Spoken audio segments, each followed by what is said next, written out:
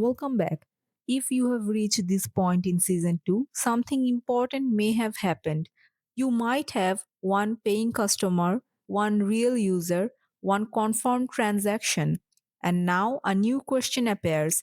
How do I turn this from one time success into something repeatable? This episode is about that transition because one customer is proof, but repeatability is business. Getting the first customer is huge. It feels like the hard work is done. But here's the catch: the first customer is often misleading. Why? Because they often arrive through personal effort, extra explanation, or special treatment. That doesn't scale. If every customer requires hero level effort, the business collapses under its own weight. The key to long term success is repeatability. Repeatability reduces dependence on luck and increases control. Now, let's clarify what process really means. Process does not mean bureaucracy, it doesn't mean piles of documents, approvals, or micromanaging. Process simply means clear steps, predictable flow, fewer decisions each time. A process answers questions like: does someone hear about you?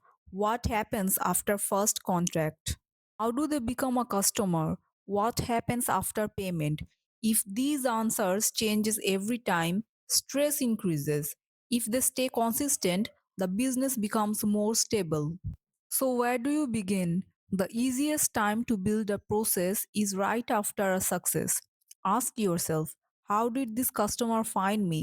What convinced them? What questions did they ask? Why did they hesitate? Why did they finally say yes? This isn't theory, this is evidence. Write it down, document it. These details are the foundations for your process. Next, you need to turn those actions into steps. Look for patterns in your process. For example, first contract always happens via messages. Price questions come early in the conversation. Trust builds after you explain the value clearly. The decision happens after clarity. These aren't random, these are steps. Once you see the steps, you can redefine them. That's what process is. It's recognizing and optimizing the steps that lead to consistent results. So when you are starting, what should you standardize first? Focus on messaging, price explanation, onboarding, delivery steps, but don't try to standardize everything. Standardize what repeats, what causes confusion, what drains energy. The goal is consistency, not rigidity. Consistency lets you scale, and rigidity can stifle flexibility. Here is why process reduces burnout.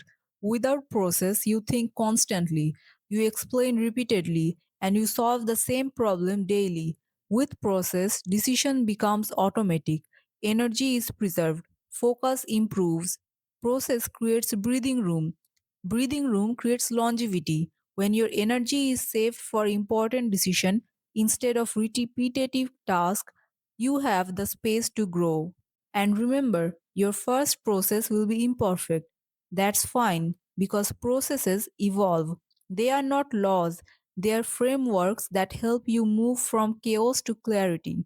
Let's warp it up.